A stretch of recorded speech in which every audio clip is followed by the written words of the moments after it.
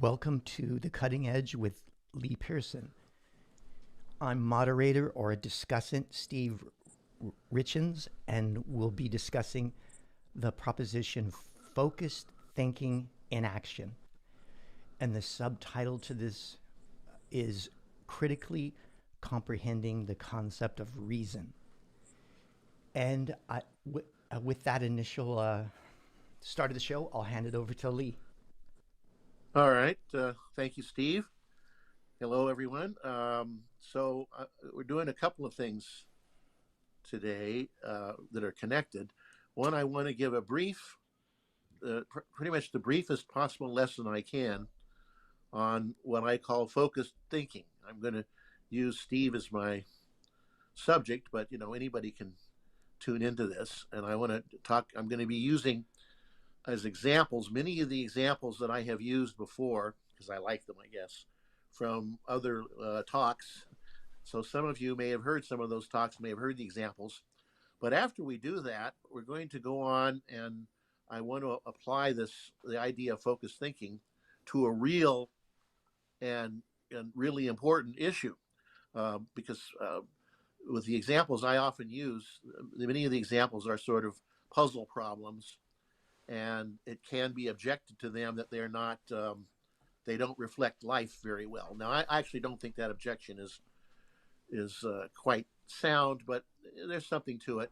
But the example we're going to talk about today, namely the concept, or in particular the definition of reason, and how to critically comprehend that, is of course a crucial one. Reason is, an extremely important concept in philosophy, and you want to make sure you have it right. And if there are any issues, you want to fix them. And so I'm going to pose the question here later of whether there are any issues in our concept of reason, the objectivist concept, one in the objectivist ethics, actually.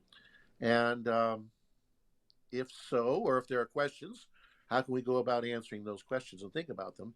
How does focused thinking help us in doing that? So that's basically the general idea. So, Steve, you're ready to go here? Yeah, yes, you look ready.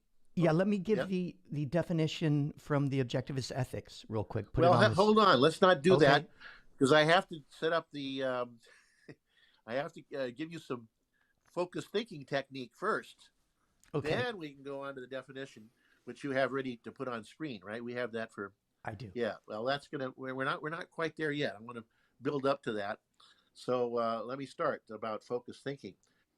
Where do we start? Knowledge. Knowledge is food for thought. More precisely, knowledge is both the product and the fuel of thinking. Thinking progresses step by step by the integration of pieces of knowledge. And that's how we produce new knowledge from old. By the way, what I mean by knowledge, I won't be too exact here, but conceptual knowledge, which is what we're talking about here, is connections or relationships between concepts, connections between concepts. So things like A causes B, A is part of B, A is a subset of B, A is over B. Those all represent items of knowledge. Knowledge is relational. That's the important part. And those relations are what drive thought processes. You need those relations to keep your thinking going. You have to have the right knowledge. Your thinking needs the right knowledge in order to progress. And by the way, just trying harder, doesn't necessarily give you the right knowledge. Students, I've noticed that with students for ages. There are some students, usually the better students actually, think that they just really try hard, they're going to get it. Well, if your thinking is directed in if it's going the wrong direction, if it isn't activating the right knowledge for progress, you're just digging a hole that's to nowhere. So it's you have to do more than just try hard, and that's what focused thinking is about.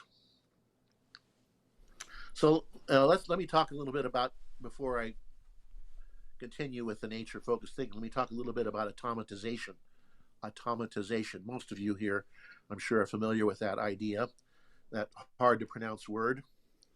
But as an action, any action, mental or physical, becomes automatized through practice, that is, becomes a skill, the amount of mental effort of attention and specificity of intention that's required to accomplish that action both decrease.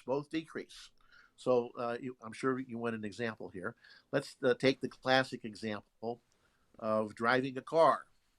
It was a better example when people drove stick shifts, manual transmissions. But I think last I heard, it's like 3% of Americans drive manuals now, or something like that. So I have to not refer to that. But anyway, we can still use driving. When you're first learning to drive a car, you have to pay attention very specifically to the components, to each component in sequence of the skill. You have to think very carefully about putting your foot on the accelerator, when to put your foot on the brake, when to turn, how to turn, when to use the windshield wipers, when to turn on your lights, all that. There's a whole constellation of things that go together to make up the skill of driving that have to be, properly integrated and automated.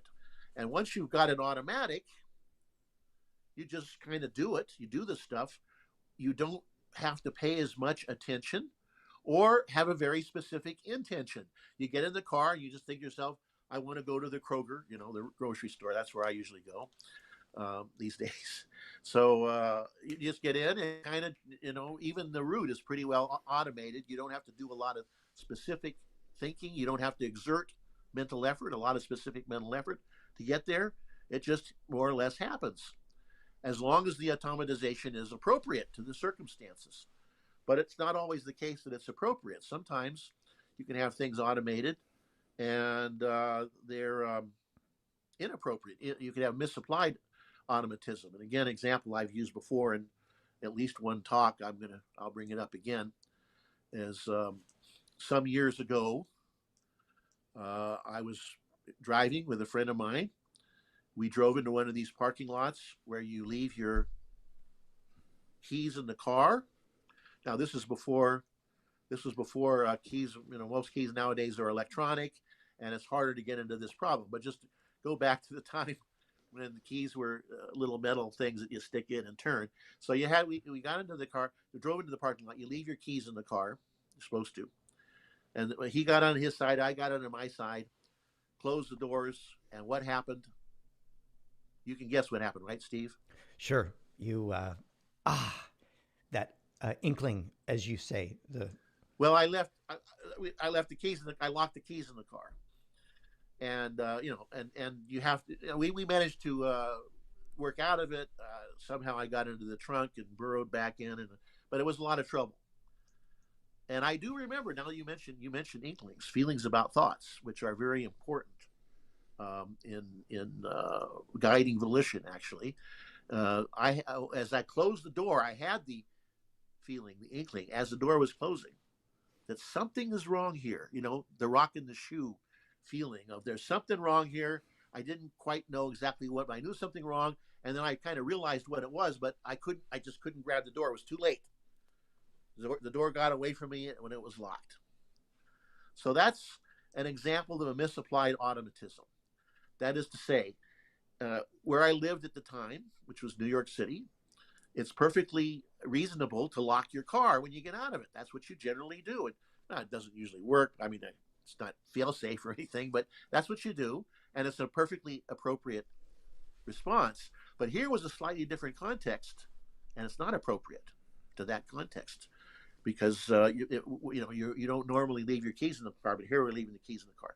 So that shows that automatization can go wrong there, and it also more subtly, I guess, it can simply not give you what you need at that moment. You don't automatically, as I say, as actions become automatized, the intentions, you get a more general intention. You have to use less of your attentive ability to get things done.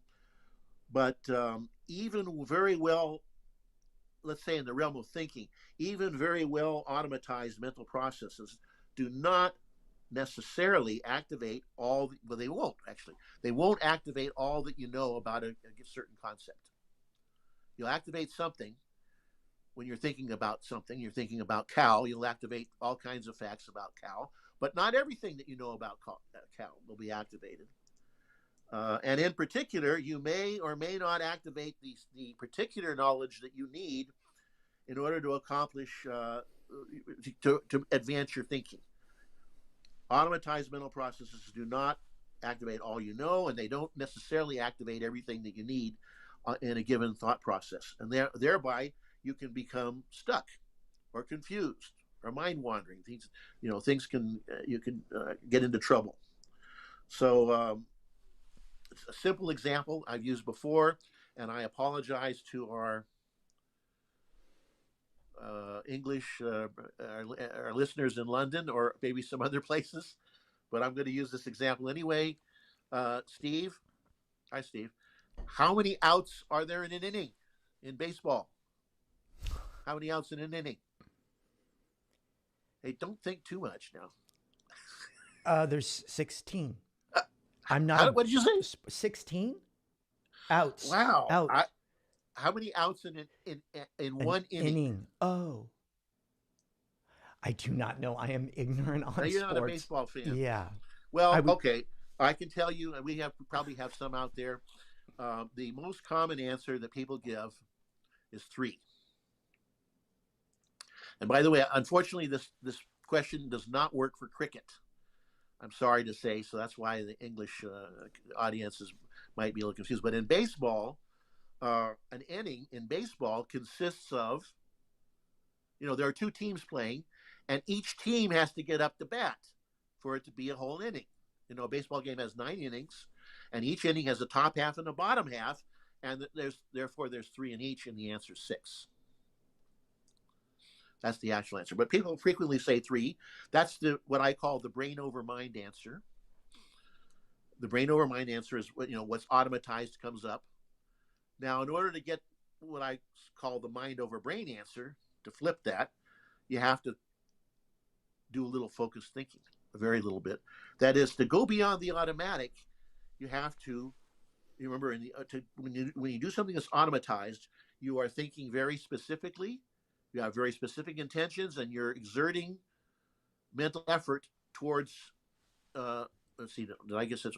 When something, let me make sure I get the correct classification here. When something's highly automatized, you don't have to think a lot about it. You don't have to exert a lot of mental effort, and you don't have to have very specific intentions. You can basically, in effect, say to yourself, I want to go to the Kroger grocery store, hop in the car, and pretty soon you're there. If you take a route that you normally take and nothing happens along the way, you won't really have to do much thinking about it. So that's when something's highly automatized. If, however, it's either not automatized or it's a misapplied automatism, it's not quite right, the automatism isn't giving you the right stuff, you have to go beyond the automatic. You must do that. And the way to do that is what I'm calling focused thinking. You have to exert mental effort to activate the right knowledge. And that right knowledge will be contained in what I like to call the key concept, or key concepts. Key concepts, concepts in general are receptacles for knowledge. Ayn Rand uses the file folder analogy for what concepts is, and those folders, a file folder, a conceptual file folder, contains knowledge. So that's what it is in there, and you want to activate more knowledge. So the right knowledge you have to identify the key concept. So focused thinking is very much about identifying and getting specific about key concepts. That's how you get beyond what comes to mind automatically. That's why you have to get specific, because the general intention that works when the automatization is apt doesn't work all the time. Does not work all the time. So you got to get specific. So in this case, you have to ask yourself something like, if you had the reaction that most people have, that the answer is 3 to how many outs in an inning. If you had that reaction, um, what you need to do is ask yourself, well, first of all, what's the key concept here? Well, that's a subject. How do you know what the key concept is? Well, that's a subject I can't discuss in detail today. There's a lot of answers, but I can at least say, give you one idea, which is pay attention to inklings. You often have feelings about where feeling that something is a little off somewhere, particularly there's something that you don't know enough about, some word that you don't know enough about, concept. In this case, it's the word or concept inning. That's the key concept. How many outs an inning? I mean, you could think it would be outs. That would be another possibility, but it isn't. It's inning. And once you identify the key concept, or what you think one is, what you think is the key concept, once you identify, then you ask yourself questions such as, what is an inning? I mean, actually, the two things I would start with whenever you activate knowledge beyond what comes automatically, beyond what comes to your mind automatically, there are two things I would start with, and then you can do other things as well. But the two things I start with are examples and definitions. And so when you think about examples of an inning, you say in baseball, it should come to your mind, and probably will, that innings in baseball are actually, there are 9 innings, but that means it includes, each one of those innings includes an at bat from each team. And once you've activated that knowledge, that's enough right there to tell you that your answer should be 6, not 3. Let me try another of my old favorite examples, and this is another one. Like the car with outdated keys. This is kind of an outdated example. I guess I'm outdated, except that it's coming back. It's come back. There are these vinyl discs. They're discs made of vinyl, and you take one of these discs and you put them on something. They have a hole in the middle, and you put them on something that's called a turntable. Used to be it was like this. Now you put them in like this. Put this thing on a turntable, and then you put something else onto this called a needle, and it goes around and around and around, and music comes out. Ever played one of these things, Steve? They're called records. Yes, I have. Not CDs, not MP3s, or Not whatever. 8-track tape. Not Certainly not 8-track tapes.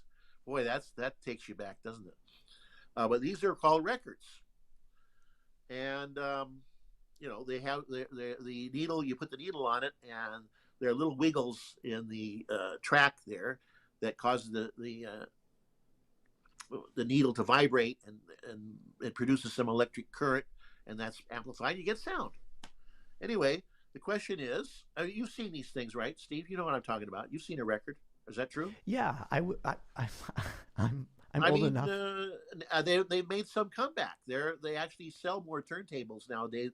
There are some people who believe the analog sound is better than the digital sound coming out of the CD. I don't, but some people believe that, and it's warmer or something. So it's been making a comeback. So maybe this will be familiar to people in the audience as well as to yourself. I hope so, and I hope it's not too familiar, because I want to get you in that kind of intermediate state. So my question is simply this, Steve. On a 33 1/3 RPM, revolutions per minute, 33 1/3 RPM, 12-inch record. That's what they used to call an LP, long playing, an LP.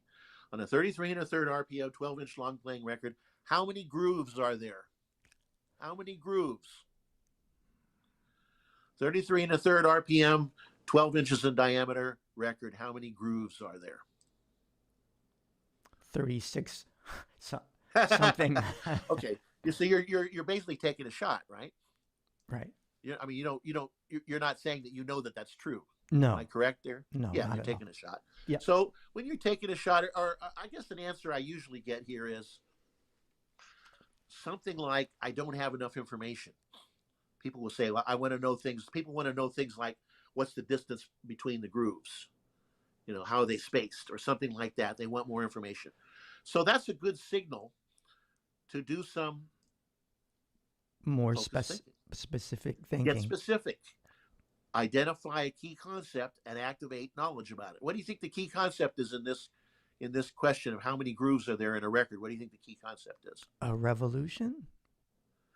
Well, I threw that. Okay, I mean, I threw that in as flack. Maybe I shouldn't, because the world is full of distraction.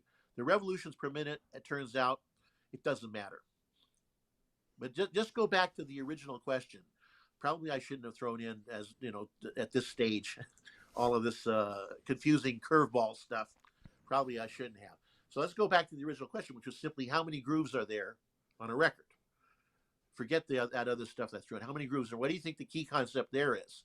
How many grooves are there in a record? I would say it's according to the length of the recording, and yeah, but I know I just want. I'm simply asking you to step back. Let me elaborate a little bit. Okay. When you do focus thinking, you have to kind of stop doing what you're doing to identify what the key concept or a key concept. And by the way, if you're wrong about the key concept, it's not the end of the world. You may waste some time. You just can go find another one. I mean, it's not. It doesn't. You don't have to. If you don't have to get it right in your first try necessarily. So it's not like it's one shot or you lose.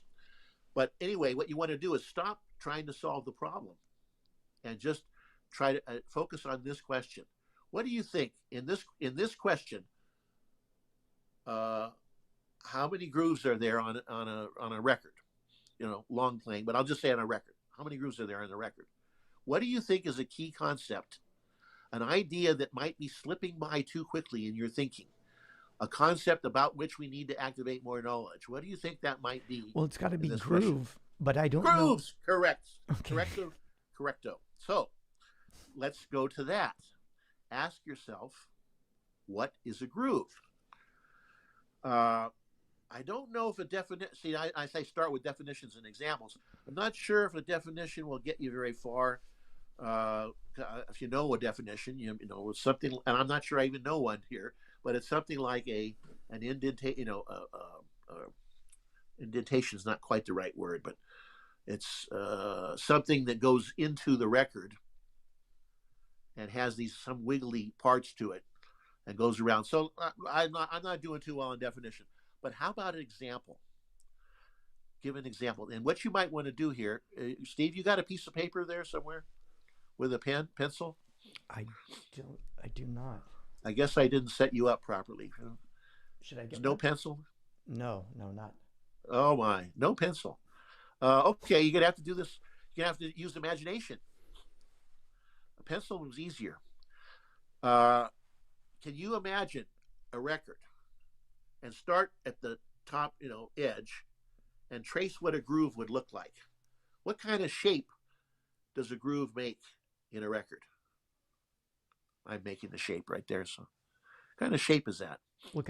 I didn't see the shape. You're making. Well, I'm asking you to imagine it. Okay, you know what? It's not. I didn't set you up properly, so it's my fault for doing this. So let me do it. I'm going to draw the groove, and notice that I can't draw very well. Groove. One thing a groove isn't. It is not a bunch of concentric circles. That would be a CD, a compact disc, or a DVD. Those have concentric circles, and the laser just sort of goes over them, because it doesn't care. It doesn't stay in the groove. A laser doesn't have to. But a record is not. A record looks like. Can you? No. I can't tell what you yes, can see. There. Over more to the. Yes, I see. You see what shape that? It's horrible drawing, but that doesn't really matter. Yeah, like a corkscrew. Is there? You know a word for that shape? A corkscrew. Yeah. Okay. I was going to say a spiral, but a corkscrew. Oh, yeah. Sorry. Okay. You just activated the key piece of knowledge to answer the question. Well, I should say one key. It's not the total key. How many grooves was that then? How many grooves in a record? If you have a spiral shape, how many spirals are there? How many spirals are there? Don't. Oh, he's counting. Yeah. I'm taking it too literally because I'm trying to get specific. Yeah, something. That's right. Yeah, that's correct. So just think of well, let me. I mean, I'm just going to Oh, there's just one. You're just bull this saying through a little bit. because it's one There's continuous, notice that it's a continuous shape all the way around. so it's only It has one. continuity. So you could say what? One. Yeah, one. Yeah, and that's you see. Notice once you activate that knowledge about what a groove, you also realize that the various things I threw out there, like the 33 and a third RPM and the 12-inch diameter, they're irrelevant. Right. They're actually I just threw them into because the world is full of irrelevancy. So I threw that in for that reason. But okay, so that isn't the right answer though. That is the first plateau. So we have to activate some more knowledge. So now try this, Steve. So let's suppose you're thinking about um, is there another possible key concept? Because sometimes you may have to look at two key concepts or three. It depends, situations or who knows how many. And if it's not going to be, you've done pretty well with groove. What's the other thing that might be a key concept? How many grooves there are in a record? There's only really one concept left: record, right? So you want to think about a little bit about what a record, the nature of a record. So try this, imagine this. You play the record for a while. You like what you hear. It was nice tunes. You want to hear some more. But you don't want to start the record. You don't want to start it over. You already heard that. You want to hear something like similar, but not the exact same thing. So what do you do with the record? You want to hear some more music. Like Maybe you haven't similar. What did you mean maybe you by haven't played that many records. You played the record. You want to hear some more music, so you just continue? it's done. Pick up the record and flip Oh, flip it over. Oh, yeah, yeah. flip it There's over. yeah, there's music on the other side. That's There's right. music on the other side. How many grooves? One, Well, there was one on one side. and so there's two for the Yeah, there's two. recording. There's two. There's two on normal records. I mean, there are records. There are exceptions, like the kind of record they used to have these little record booths where you made a record and it only had one side. All right. Well, anyway, I put you kind of on the spot, and I should have at least warned you to have a piece of paper and a pencil, and I didn't. So, but anyway, that's a example of knowledge activation beyond the automatic and how it requires. What you need to do is figure out what a key concept is, and then ask yourself questions about it. Activate more knowledge. And as I said, just as a heuristic, I advocate starting with examples and definitions. And then anything else you can activate. If that doesn't do it, anything else you can activate is good. Okay, so to instantly, if you want to instantly sharpen your thinking and comprehension,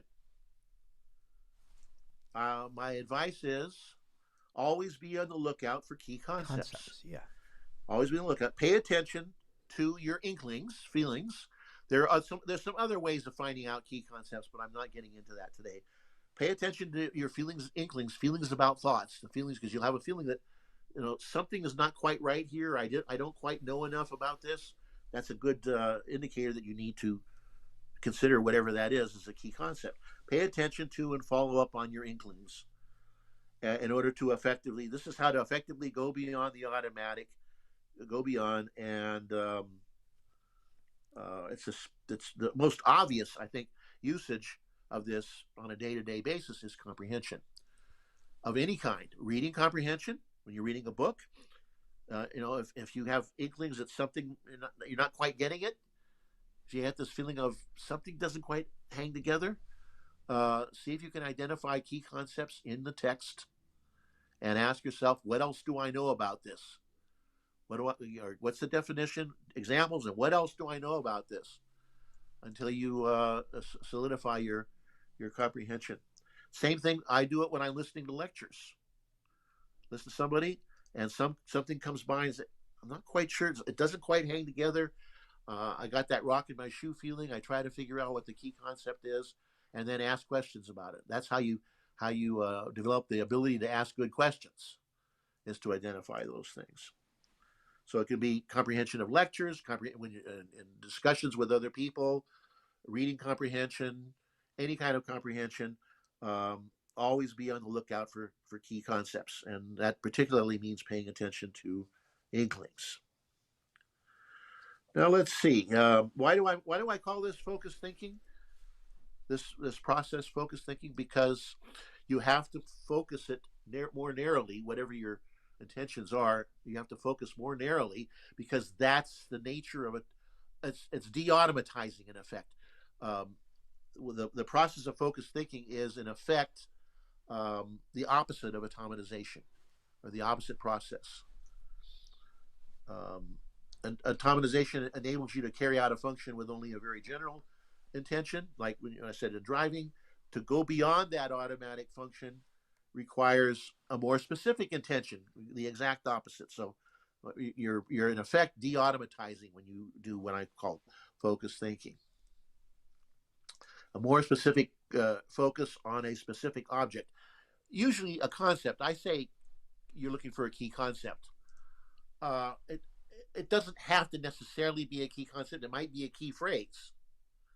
If you're looking at a whole large chapter, you're reading a whole chapter, there might be a key sentence, and you might look at that. So it's not necessarily always key concept, but the key concept, it's usually a key concept, because the concept is the unit of storage of knowledge. That's where the file folder. There's a file folder for each concept, to use Ayn Rand's metaphor, and that file folder contains the knowledge you need, and that knowledge, in order to dig it out, you have to narrow down often that far. Okay, so I think I want to try before we go on to the real topic, I want to try my favorite example. Steve's ready for this, I think. I've used it. I don't know. I mean, with the students, I guess I've used it hundreds of times, and certainly I use it in all of talks many times.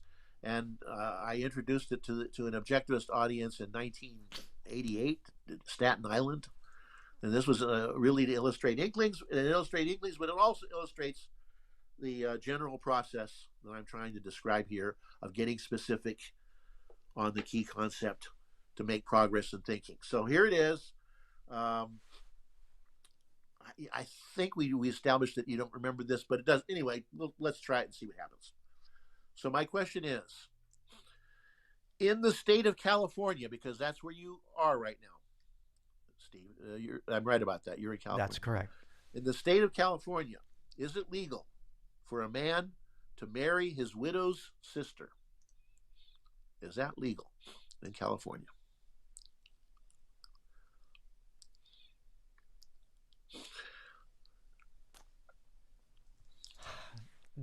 What do you think?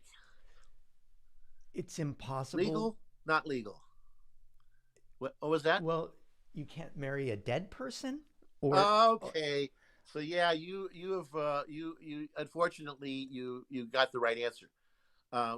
When I first saw this, which was in a study in a psychology journal from 1908, Study of Insight. So I read this question. It didn't have I threw California in there as static, because it doesn't matter whether it's California or Virginia or New York, or even, I don't think it matters even if it's Afghanistan. I don't think so, but I'd have to think about that, which I don't want to do right now. Anyway, so it doesn't that didn't really matter. That was static. But should a man be allowed to marry his widow's sister? My first reaction, and most people's first reaction, brain over mind, what your automatic processes throw up to you, usually is something like, why not? Why not? Did you have a why not moment? Yeah. You had no why not moment. I definitely had a why not moment. Because California is like a free for all. So yeah, why not? It's a why not state. Yeah, that's right. That's right. So I had a why not for a moment. But fortunately for me, I did have the inkling. Something is wrong here. There's something wrong. Something is not quite hanging together. It's not quite integrated. The inklings often feel like it's like a rock in your shoe. So I had this thing, and I know that feeling. I know that means I got to get specific. I got to do some focused thinking. So I need to identify a key concept, and the one that felt as likely to be. And again, like I say, if you don't get it right on the first, if you don't get the key concept right on your first shot, you could always take another shot at it. So it's not the end of the world if you don't get for what's for you the key concept. And by the way, I should mention that key concept is objective. What a key concept is objective in the objectivist sense. It's in relation to your context of knowledge. What's a key concept for you might not be the same as a key concept for somebody else, but it's not subjective. It's not just whatever you. It's not whatever you feel like. The feel like might get you to the key concept, or it might not. But it's subjective in the sense that it's the key concept is the concept that's stopping you from making progress, or rather, it's the concept that you need to activate more knowledge about. Otherwise, you're stuck. So in this case, I realized pretty quickly that the key concept was widow, and I asked myself quickly. This didn't take very long. What is a widow? And a widow is a woman whose husband is deceased. And once I realized that, it clicked in. That means in this situation, if the woman's husband is deceased, that means the man we're talking about is dead. And so, unless you believe in dead people's rights to be married, which probably you don't, unless you believe in that, the answer is no. All right, now I really like that question because it illustrates inklings, it illustrates key concepts, it illustrates focused thinking, in a nice little package. But it is a trick question, as was the record. And, these are little puzzles, and people could object to that. So I guess we should go on, since you've now got the basic idea, right? Right, Steve? Sure. Yeah. How to I think. go beyond the automatic by getting specific on the key concept and activating on. That's the basic idea. Now there are many elaborations when we talk about problem solving and analyzing arguments. There are actually pairs of key concepts. There are complexities here, but in the simplest presentation, you have it, and you could use this. By the way, I say you can use this every day in comprehension, which is the most obvious and simple application. In comprehension, you can always look out for the key concepts, but you can also use it in any other form of cognition to do better than what comes to mind automatically. This is how to do it. That's my recommendation. So let's go ahead and let's go ahead. I guess we're ready. We should be, because time marches on faster than I think. Okay. So, Steve, you got the definition of reason there that you can put up for the world to see? Can we do that? Yeah. Because we're going to talk about critical comprehension. And I think whenever you're trying to comprehend anything, you should try to do it critically. It's motivating, and it gets you deeper to do that, to try to understand while you're comprehending something, to identify where the key concepts are, where there might be some issues of gaps in your thinking, and so on. Anyway, how are we doing, Steve? It's on the screen. It's been on there for. Oh, it's on the screen. Yeah. Let me take it off now. You can see it. I don't need to see it because I have it written here. Right. You do, but what you've got there says, am I right? It says reason is the faculty that identifies and integrates the material provided by man's senses. Is that what it says there? That's what it exactly. Excellent. And that's from the Objectivist Ethics, which is in the Virtue of Selfishness, the lead essay. That's not actually the first time that the definition shows up in objectivist literature. The first time, as far as I know, is in Atlas Shrugged. John Galt in Galt's speech has a definition, but in that definition, it says reason is the faculty that perceives, identifies, and integrates the material provided by the senses. It had perceives in it. And that's a whole other story. Maybe we can take that up sometime and look at that. Why because it just disappeared from Atlas Shrugged into the, it disappeared somewhere along the way. Ayn Rand took it out. I actually like perceives being in there because I like the idea of not splitting cognition, into perceptual, some kind of two different worlds of cognition. But that may be optional. And anyway, I don't want to think about that right now. But it's true that in that previous definition, perceives was there. But let's look at this one. So I'm looking at this. I want to identify some key concept or two or one, at least one. And the first word that tickles me a little bit is faculty. And so I'm thinking about that. I don't want to think about that too much, it turns out, because faculty means something like power or ability. And I could substitute either power or ability in there and it doesn't have problems. So it doesn't seem to me have problems. So I'm not going to worry about it. I might come back. Okay. And I do know it in my mind because have been trained in psychology. And in the psychology world, the word faculty has a bad reputation. There was something called faculty psychology, which was kind of a circular form of explanation. And so, but that's not necessarily what's entailed here. So anyway, I go on from that. I think I know what identifies and integrates, what those mean, and I think I've got enough information. But then I come to the word material. And right there, I'm stopped for a moment because I'm not sure what that refers to. So that is a good sign that I have a key concept, some kind of a key. When there's some unclarity or something that you're not sure about it, and I'm not sure I know what that means here. Well, you look for context, of course, and the context within the sentence is provided by man's senses. Provided by man's senses. Okay, so man's senses are sight and hearing and touch and so on. All right, provided. So I'm still not sure what that material means. You can look, those of you who want to, you can go look in the essay itself for context. And my prediction is you won't find it. I didn't find any particular context in the essay that helps me with this word, this concept of material, I couldn't either. to activate any more knowledge about it. So context isn't working for me here. However, you can, what you can do in that circumstance is I'm going to call it, you can extend the context um, to other written material. And in this case, what I mean is go looking for other written material where this idea comes up, maybe in other forms in Ayn Rand's writings. And there are a number of places you could look. The one that I found was quite rich with alternative descriptions of the same idea, alternative to material, so I can get some idea what's really meant there. The essay I found that had at least three, was Kant versus Sullivan.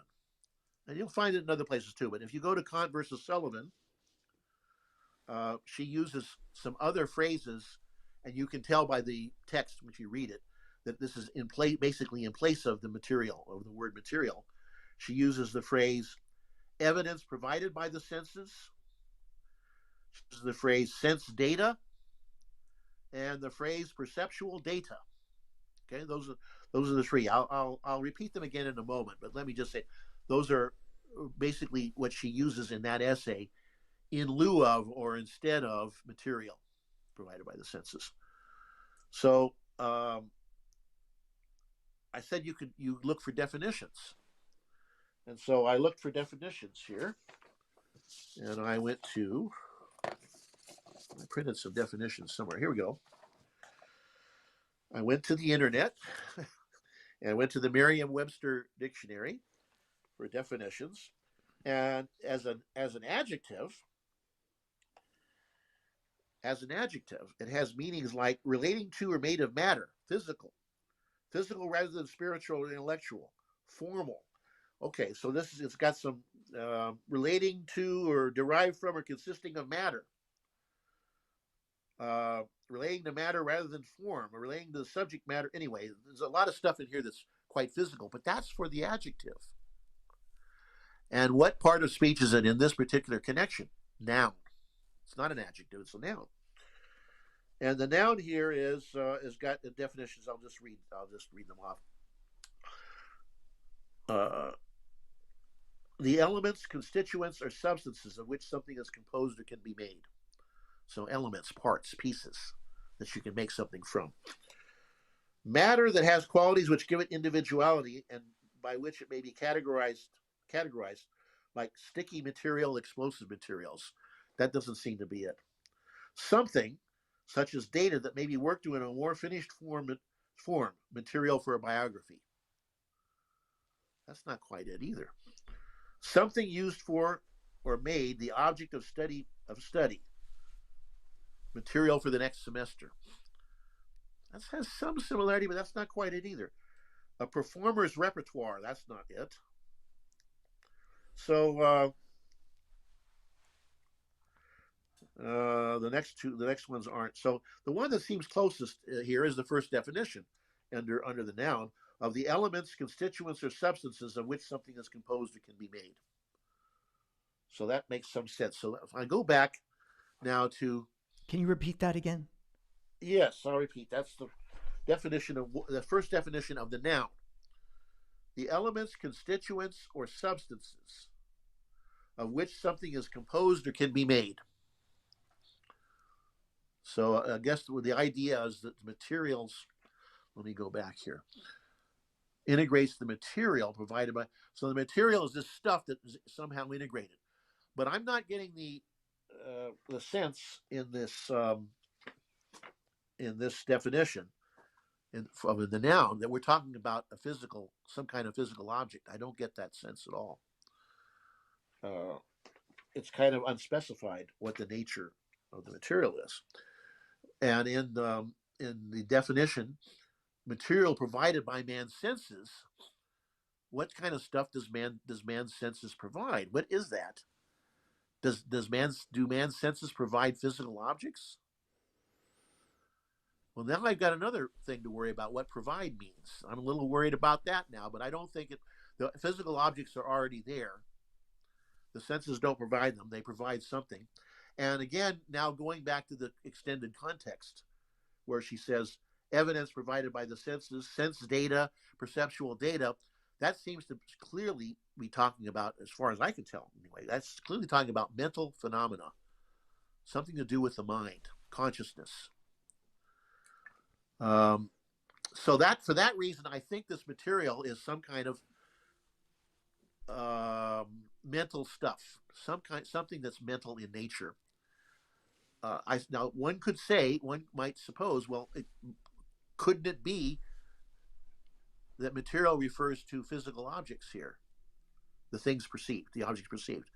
And I would say number one, I'd say two things about that. Number one, if Ayn Rand meant by material, if she meant what is perceived, I think she would have simply said what is perceived, because that's Right. much simpler and more direct, and whereas material is kind of vague, and I don't think she would do that. And secondly, especially looking at the extended context from other writings, and I gave the example of Kant versus Sullivan, where she uses evidence provided by the senses, sense data, and perceptual data. That stuff is not the material objects of perception. Perceptual data or sense data are some kind of mental existent. Maybe sensation. She doesn't actually know. Sense data is one of those philosophical terms, but it's something mental. Now, once I get to that point, I now have a problem with this definition that I can state with some exactness. Reason is the faculty that identifies and integrates the material provided by the senses. If by the material provided by the senses we mean something mental, and I think that's what it means, some kind of experience, that is not what reason in general identifies. Reason in general identifies things that exist in the world, objects, the objects of perception. When do we identify mental stuff like that? When you were doing introspection. So yeah, you could use this to apply to introspective awareness, but not to awareness generally. You can't say reason is the faculty that identifies this mental stuff, because that would be what philosophers call representationalism. That would mean instead of identifying the things in the world, we're identifying things in the mind, or at least their mental stuff. Whether you say they're in the mind or whether there's some relational stuff, but they're not. Whatever it is, it's not the physical object. So I think we have a problem, I guess, what this boils down to. In the definition, and it all centers around the term material. What I would do, I would simply substitute for material provided by the senses, I would simply substitute what is perceived and say reason is the faculty that identifies and integrates what is perceived. That's pretty good. You can improve that. I also an improvement would be, in my view, would be to say reason is the faculty that conceptually identifies and integrates the material provided by man's senses. If you want to make a distinction between perception and conceptualization, that would be one way to do it. So that's a possible addition, but I don't think that's necessary. But I think my opinion at this moment is that the material provided by the senses needs replacement, and something like what is perceived would do the trick perfectly well. That's my view.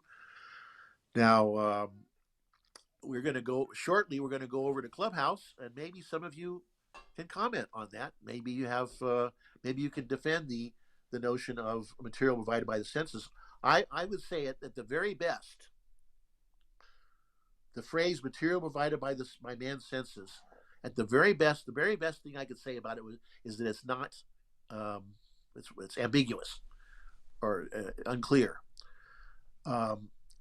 Any attempt I make here to make it clear indicates to me that it's some kind of mental existent, and you don't want to define reason as identifying mental existence. That's more like the definition of introspection, the definition of reason.